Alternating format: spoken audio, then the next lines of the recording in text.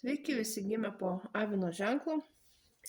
Pasižiūrėkime, kokia bus jūsų ateinanti savaitė, tai yra nuo balandžio 14 iki balandžio 20 dienos. Savaitės perspektyvos, ko pasisaugoti ir patarimas jums.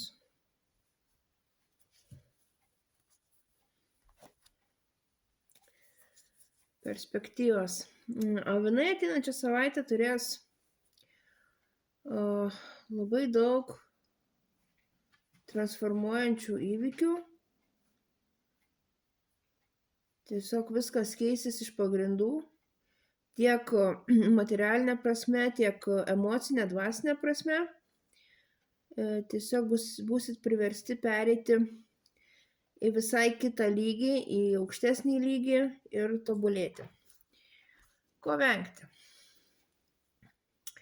Venkite per didelio šaltumo, stuobriškumo, per didelio noro kitus kritikuoti ar niekinti. Ir patarimas jums.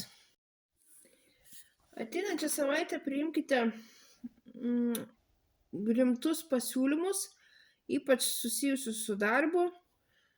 Pasitelkite visą savo kūrybiškumą tom užduotim įvykdyti. Būkite labai atidūs smulkmenoms. Tuo pačiu mokykitės, ieškokite žinių ir kelkite savo profesinį lygį.